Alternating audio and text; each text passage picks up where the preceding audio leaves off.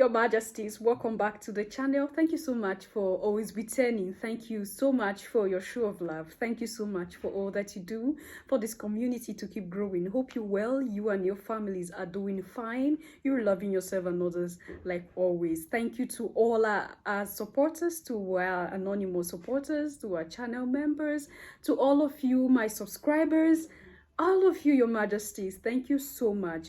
Now, I'm taking you through the speeches, all right, at the just concluded United Nations Summit. This very speech resonates with me, and I feel is the speech right now that should be going out there from the mouth of every African leader, because it is what the people are feeling like. Now, you know, a lot of things is happening down the Sahel. A lot of countries are pulling out from French hold and American hold and the German hold. Of course, we know that. Now, there is a feeling that the people have at the moment. There is this feeling of we can conquer, we can take back what is ours. And this very delegate from Burkina Faso, he said everything that needed to be said to the face of Macron, to the faces of the European Union, to the faces of the collective West. He said what he should say with all the energy, vibration in him that he has. And I'm so happy that I'm sharing this with you. Let's analyze it together. Talk about hypocrisy, and let's talk about state lies in this issue of fighting terrorism, generally speaking, in the Sahel specifically. Perhaps you don't ignore what I'm about to say, but let me lay out my arguments. First, in the Sahel, we have some 10,000 soldiers, armed soldiers, that are foreign soldiers. Most of them are French soldiers, but there are also American soldiers, Germans, Italian, etc. They have weapons. They have flying equipment. They have surveillance equipment, which is the most sophisticated in the world. And yet, they don't see the hundreds of terrorists that are moving around in order to serve death and desolation, often with unimaginable weapons at their side. In Mali, in Niger, in Burkina Faso, there is no factory to manufacture weapons nor munitions. So, who is recruiting these terrorists? Who is training them? Who is providing them with weapons? Who feeds them, and with what means? Do you believe in this philanthropy on behalf of whom the Westerners have sent their armies to the Sahel to die for our beautiful blue eyes? Well, if you believe that, then what justifies the diplomatic irritation and other gesticulation of France when we told them to skedaddle with their armies?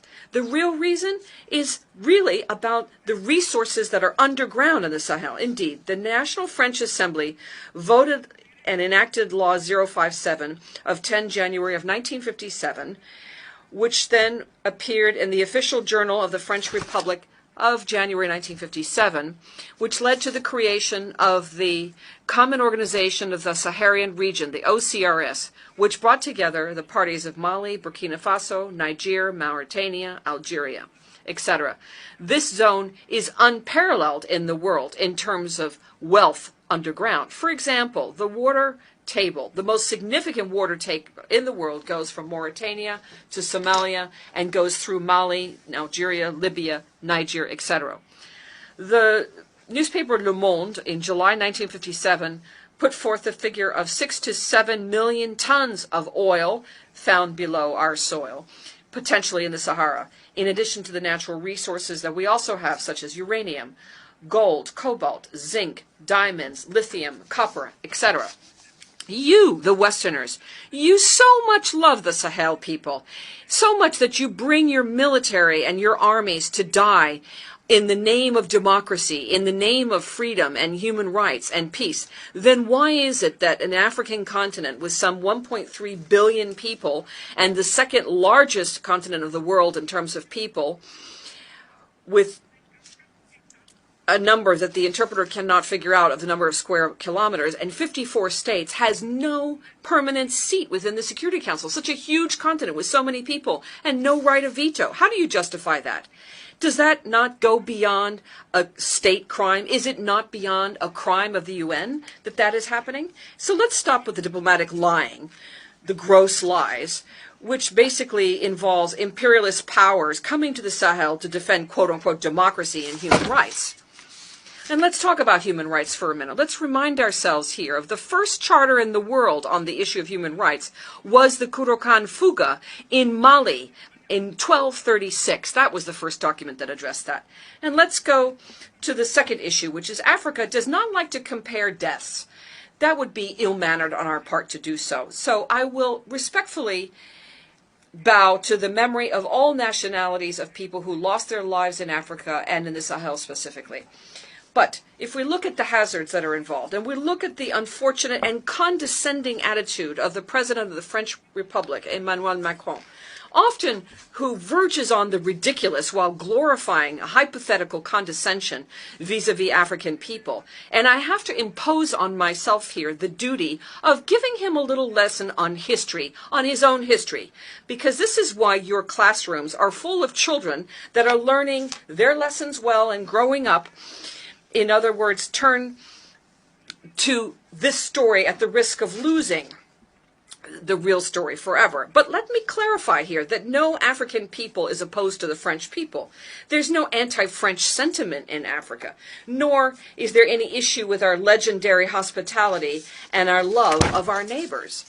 Rather, the African people refuse the condescendence, the arrogance, the insolence, the sufficiency, the paternal attitude, the looting of our resources, and organized crime. That's our problem. Indeed, for your memory, Mr. Emmanuel Macron, first, let me remind you here that through the BBC in England on the 14th of June, 1940, an appeal was launched by your own grandfather, General de Gaulle, to Africa to come and save France from the grip of the Nazis. Let me remind you, 17,000 Malians died during the two world wars.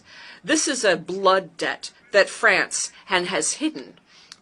And if we look at the book of Bakary Kamian, the professor of the University of Sorbonne in France, says, and in that same document, in page 345, there's a table that looks at the war and the loss of lives in the two wars.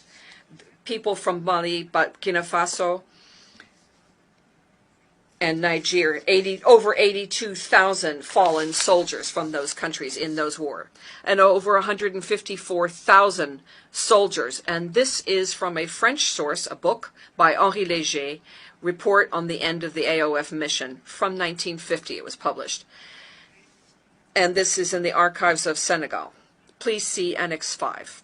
Now, moving on to the next argument. The 17th November 1986, François Mitterrand, the French president at the time, in response to Captain Sankara said, and I quote, "Africa was looted, and here I'm talking about raw materials. I should have talked about people.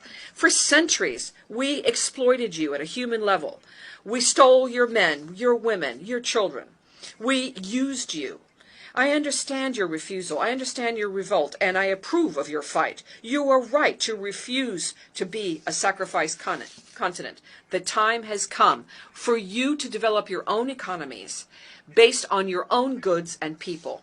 And the duty of these countries who abusively used you and used African labor, their duty is to restore to Africa what was taken from them over the last few centuries." End of quote. Indeed, Africa was always openly looted and pillaged, but still there is a great deal of wealth in our continent, of people and mineral resources. By way of proof, let's talk about mineral resources. Africa has 30% of the worldwide mineral reserves, 40% of gold reserves, 33% of diamond reserve, 80% of coltan reserve used for telephones, 60% of cobalt reserves for batteries, 55% of uranium reserves. So it's for the defense of this Africa that the young people of Africa stand more than ever. Mr. Macron, do you still need a little bit of history in order to remember? Finally, before the regrettable exit and the unfortunate exit of Emmanuel Macron, the French president, he was attacked by so many other politicians and compatriots who live in the African bosom. But let me remind you here, despite that, Germans have some 83 million inhabitants with a land surface of 340,000 square kilometers, compared to Congo with 95 million inhabitants and over 2,345,000 square kilometers. Belgium has 11 million inhabitants and over 30,000 square kilometers, compared to Gabon with 2.5 million inhabitants and 267,000 square kilometers. France now has 58 million inhabitants and over 672,000 square kilometers, compared to Namibia with 2.5 million inhabitants and 825,000 square kilometers. So all of this clearly shows, and I quote, "Peace to his soul. Africa is the only continent in the world where the people sing and dance and applaud those who impoverish them, who starve them, and who torture them. The misfortune of Africa is to have met France," end of quote. It's true that the West was violent with Africa, raped it, and stole from Africa. So what is our share of the responsibility in all of this as African leaders? Is it not us, the African leaders, who have abandoned our identity?